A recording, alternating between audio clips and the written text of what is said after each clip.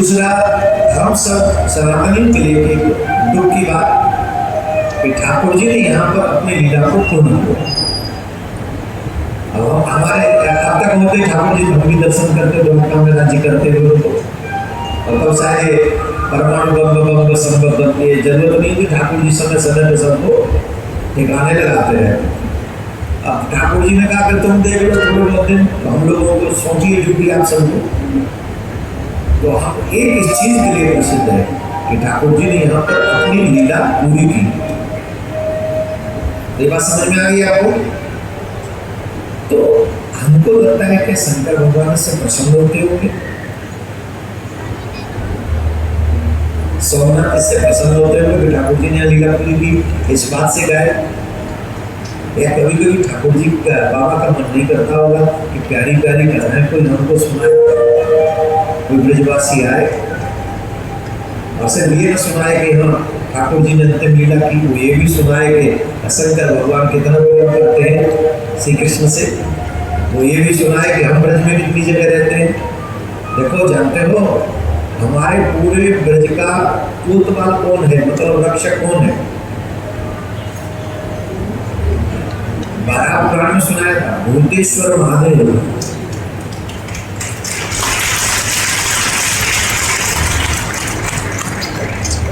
हमारे ब्रज में 5 जगह विराजमान है बाबा। कामा में कामेश्वर, नंदगांव में नंदीश्वर, गोवर्धन में चंद्रेश्वर, मथुरा में भूतेश्वर, यही कोतवाल है पूरे ब्रज के, भूतेश्वर मथुरा वाले। और वृंदावन में गोपेश्वर। 5 जगह विराजमान है महादेव और 5 जगह बैठ के ठाकुर जी की लीला में इन्वॉल्व हो रहे हैं।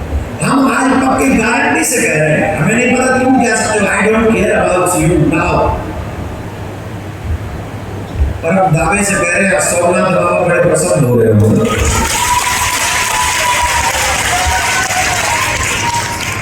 कि भागवत की व्यासपीठ से कोई ब्रजवासी आकर हमें कन्हैया की बाल लीलाओं को सुना रहा है। और हम सुनाए वो तो पता नहीं, पर जो सुना के चले गए बाल लीला, उन्हें सुन के बाबा तो ये सोच रहे होंगे भैया लीला ही लगी है, बड़ा आनंददायक। जो चंचल लीला है वो सुना के चले गए, अब तो हमें दूसरी सुनानी पड़ेगी। पहले ठाकुर जी की दया की एक लीला सुनाते हैं आपको।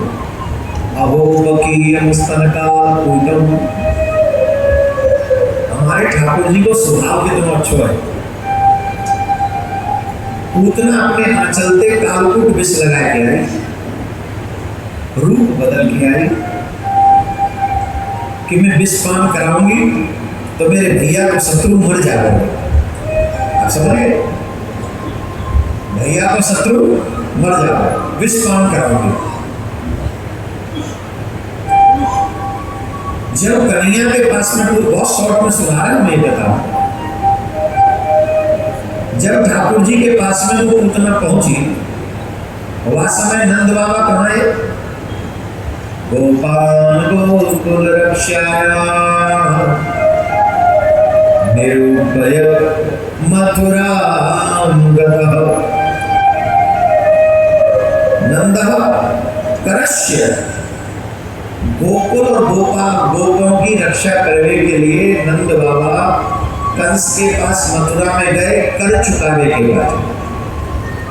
ये हमारे भारत सरकार ले ना टैक्स हम लोग दे, ये काके मार्च लास्ट डेट है, मार्च में सीए और बिजनेसमैन दोनों बिजी हो जाते हैं। इनको सब सेट करना पड़ता है, कितना आया कितना गया, कितना लाभ दिखाना है कितना लॉस दिखाना है, ये सब सेट करते हैं। फरवरी से शुरू हो जाते हैं और एंड तक लास्ट के मार्च के 3-4 दिन में तो ये घाबड़े हो जाते हैं। और भी बीवी का फोन नहीं उठाते उन लोगों की। सबसे ज्यादा मतलब व्यक्ति सबके फोन इग्नोर कर सकता है, पत्नी के नहीं कर सकता, लेकिन लास्ट वीक में ये पत्नी के भी फोन इग्नोर करने लग जाते हैं कि अभी मत करें, मैसेज करते कॉल यू लेटर। तो पत्नी भी समझ जाती है कि कोई बात नहीं, हमने जो इस बार ऐसे हीरे का वो सेट मंगाया था उसको सेट कर रहे होंगे कि कहाँ करना है, तो अभी फिर मार्च के बाद ही बात करेंगे, क्योंकि नेक्स्ट ईयर फिर कुछ चाहिए, राधे राधे बोलना पड़ेगा। तो जैसे अभी सरकार टैक्स लेती है, कर लेती है, वैसे उस समय भी राजा कर लेते थे, लेकिन पहले इतने कर नहीं होते थे। इस पे जीएसटी टैक्स, रोड टैक्स, फलाना टैक्स, साल भर में। अच्छा, टैक्स भी उसी के अनुसार, तुम क्या काम करते हो, बोले फलाना काम करते हो, बोले ठीक है ये चीज हमारे भेज दो। नंद बाबा अपना भी टैक्स माना जाता था, पैसा गाड़ियां भर भर के दायित्व तो देने चाहते थे, माखन देने जाते, बोले हमारे यहाँ इतनी 9 लाख गाय है, बोले ठीक है इतना माखन भेज देना, तो वस्त्र का काम कर दो तो इतने वस्त्र भेज दें। ये टैक्स होता है, और वो भी सामर्थ्य अनुसार, कोई फिक्स नहीं होता है। आजकल तो फिक्स है, 4 लाख कमाते हो कुछ मत दो, 10 लाख कमाते हो कुछ मत दो, 12 लाख कमाते हो कुछ नहीं, 1 करोड़ कमाते हो तो कितना परसेंट है, 30% है, कितना 30, और 100 करोड़ कमाए। हमको एक बात समझ में नहीं आई, बड़े बड़े बिजनेसमैन को लाखों करोड़ों रुपए माफ हो जाते हैं, और हमारे गाँव में किसान है, उन्होंने इंजन ले लिए लोन पे, हमारे गाँव में किसान है, वहाँ इंजन ले लिए लोन पे, और 2-3 लाख की खराब आएगी ना, पूरे पड़ गए तो मानते देखो महाराज लोग 30 दिन बैंक मारे आदमी, हेलो कहाँ है, कहाँ है, तेरा भला है, 15-20 हजार तो तेरा देश चलेगा। हमको तो लगता है कि अगर लोग कर्ज किसी का माफ करना है तो सबसे पहले किसान का कर्ज माफ करना चाहिए। अभी समझिए, बिजनेसमैन का नहीं, बिजनेसमैन का भी सुविधा अनुसार जो लगे वो दे दो, लेकिन सबसे पहले किसान को टेंशन मुक्त करो, क्योंकि अन्न ही नहीं रहा तो खाएंगे क्या, और ये अन्न नहीं है प्राण दाता है, तो इसलिए किसान का हर कर्ज माफ कर देना चाहिए। मुझे तो लगता है एक बार देश में कह दिया जाए, अब तक जितने भी किसान है जिन्होंने जितना कर्ज ले रखा है सब माफ, यहाँ से आगे जो भरा जाएगा वो देखा जाएगा, अब यहाँ से आगे लोगे तो देना पड़ेगा। मेरे कहे त्यौहार है, कहना तो चाहिए ना, मन की बात है, मन में अगर कर्ज माफ करना है तो किसानों को करना चाहिए सबसे पहले। राधे राधे, जोर से बोलना।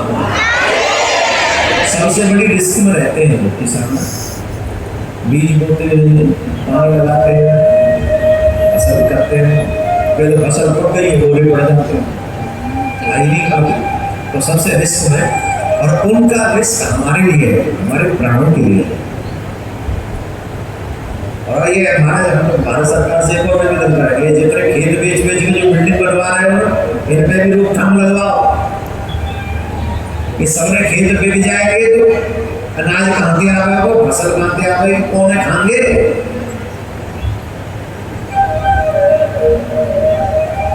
हमें तो लग रहा है फिर छत इतनी बड़ी करवानी पड़ेगी कि खेती छत पे हो, ट्रैक्टर ना चले छत पे, और 2-4 ट्रैक्टर गिरेंगे तो अलग टाइप की प्रॉब्लम करेगी।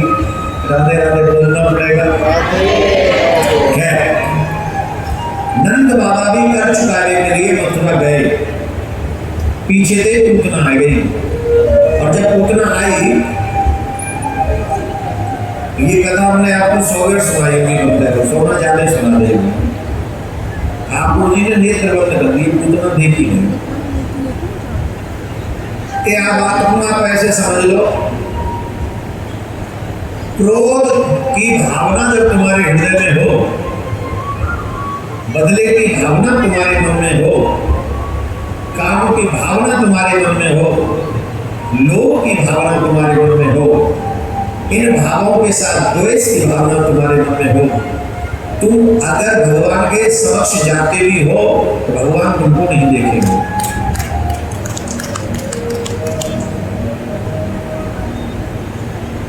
जब भी मंदिर में जाओ तो निर्मल मन से जाओ, भगवान के समक्ष जब भी जाना हो, आपके मन में उस समय काम नहीं होना चाहिए, क्रोध नहीं होना चाहिए, ईर्ष्या किसी के लिए नहीं होनी चाहिए, द्वेष नहीं होना चाहिए, लोभ नहीं होना। ये 5 चोरों को मंदिर के बाहर छोड़ के जाओ, और उस स्थिति में जब आप भगवान से प्रार्थना करोगे, चाहे सोमनाथ से चाहे प्रियकांत से, निश्चित तौर पर उस भाव को ठाकुर जी जल्दी पूर्ण करता है। कई वीडियो तो आपने देख ली होगी कि मंदिर के भीतर भी लोग लड़ रहे हैं और दर्शनार्थी लड़ रहे हैं, व्यवस्था पर लड़ रहे हैं। अब अगर मंदिर के भीतर आप लड़ रहे हो तो प्रार्थना कब करोगे? उस समय आपके हृदय का भाव क्या होगा? कितने लोग तो इतने द्वेष में जाते हैं, लड़ाई हो जाती है, और फिर यदि कई बार लोग भाड़ में जा, आज के बाद झांको मनाया, ये भाव आ गया। अब इस भाव के बाद में क्या संबंध रहा ठाकुर जी से हमारा? अगर आपको लग रहा है कि मंदिर में बहुत ज्यादा भीड़ है तो प्रतीक्षा करो, और भीड़ नहीं रुक रही तो और प्रतीक्षा करो, लेकिन सरल मन से भगवान के पास में जाओ। उतना बदले के भाव को लेकर गई और कपट करके गई, आंचल से कालकों में विष लगा के गई कि मैं भैया के शत्रु को मार दूंगी। उतना ने ठाकुर जी नेत्र बंद कर लेना तो न देखेंगे। आज लोग भगवान की भक्ति कर रहे हैं लेकिन कपट अनुभव है, और जो लोग कपट के साथ भक्ति करते हैं भगवान उनकी नहीं सुनते, और जो निष्कपट होकर भक्ति करते हैं भगवान उनकी बड़ी जल्दी सुनते हैं, बहुत जल्दी। किस किस के पास में सनातन बोर्ड की किताब आखिर ये आई होगी? सनातन बोर्ड की किताब, हर सनातनी को सनातन बोर्ड की किताब पढ़ना चाहिए। क्यों सनातन बोर्ड बनना चाहिए? और हमारे मंदिर पर कैसा कैसे आक्रमण हुआ और बन जाएगा कि क्या क्या उसका सदुपयोग हो सकता है, ये सारा उस किताब में है। आई थिंक वो कार्यालय पे होगी किताब, जो लोगों के पास में नहीं है वो एक किताब सनातन बोर्ड की अवश्य लेंगे। हर सनातन को पढ़ना चाहिए। आप अगर हमारे विचारों से सहमत हो तो इसमें हमारा साथ दीजिए, अगर सहमत न हो तो हमें लिखिए कि सनातन बोर्ड की कोई जरूरत नहीं। सत्य तो बोलो, अपना विचार तो रखो कि आने वाली पीढ़ी का विनाश होते हुए देखोगे सिर्फ इसलिए क्योंकि तुम्हारे पास सब कुछ है। आज तुम्हारे पास सब कुछ है, अभी यहाँ यहीं के आसपास का माहौल देख लो सोमनाथ का, और फिर चले जाओ भेड़ द्वार का, पूरे क्षेत्र का आसपास का माहौल देख लो। हमें नहीं लगता 20 साल बाद 25 साल बाद कोई यहाँ इधर की तरफ मूवी करेगा।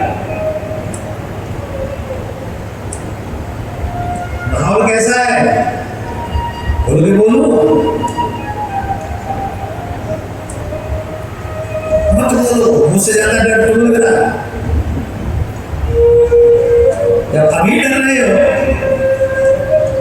15-20 साल बाद क्या होगा? इसलिए और कभी भी किसी ये द्वेष से नहीं बोलते। जो कोई अच्छा करता है उसकी प्रशंसा करते हैं, और जो बुरा करता है ज्यादा ही बेशर्म हम बन जाए तो मौन रहते हैं। स्वभाव नहीं हमारा मौन रहने का, लेकिन बेशर्म बनना पड़ता है। कई बार आत्मा मारनी पड़ती, मौन हो जाते ज्यादा ज्यादा और कुछ नहीं करते, साथ नहीं देते उसमें। और हाँ, बुरा होने पर भी वही लोग मौन रहते हैं जिनकी आत्मा मर चुकी है। उर्दू में कहते हैं जमीर जिनका मर गया वो मौन रहते हैं। अदरवाइज सच तो कहे, ये झूठ है, ये गलत है, ये सही है, सही करो, राधे राधे बोलना पड़ेगा। ऐसे नहीं, जोर से बोलना।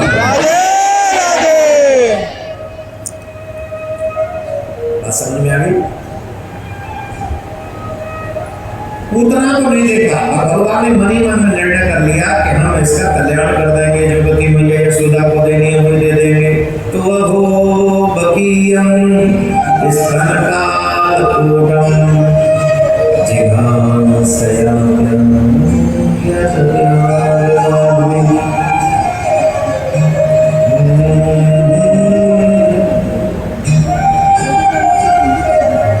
विषपान कराने वाले को भी अगर ठाकुर जी मुक्ति दे दे, मैया यशोदा की गति दे दे, ऐसा दयालु ठाकुर जी मिलेगा वो दुनिया में। विष दो नहीं पियो है, एक महादेव ने विष पिया है और एक मेरे ठाकुर जी ने विष पिया है।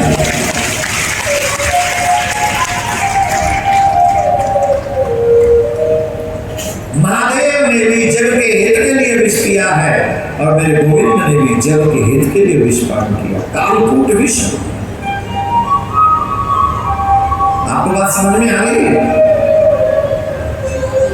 कालकूट विष पियो ठाकुर जी ने और पुत्रा को परम गति प्रदान कर दी।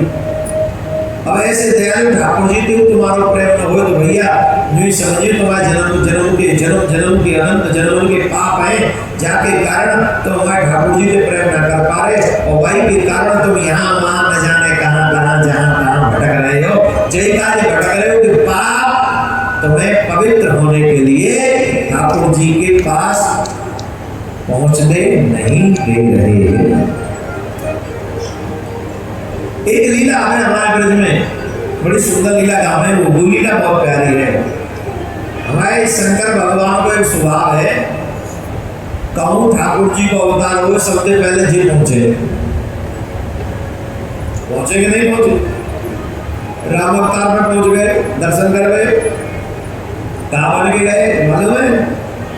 ज्योतिषी बन के गए। कहां बन के गए? ज्योतिषी बन के। और महाराज राम जी का दर्शन करने पहुंचे, और यहाँ कहाँ पहुंचे? बोले यहाँ भिक्षुक बन के पहुंच गए। ये गाया था ना भजन में, नगर में जोगी आया। एक पंक्ति बोलना, जब सोमनाथ महादेव को पता चला कि ब्रज में गोकुल में ठाकुर जी को जन्म लगे हुए, तो समुद्र तट पे नंदी रंगीन सबको छोड़ गए। अब यहाँ बैठे तो यही का काम ले रहे हैं, कैलाश के वासी है। समुद्र के तट पे नंदी रंगीन सबको छोड़ के कि तुम ये लेना। तो नंदी ने पूछी कहाँ जा रहा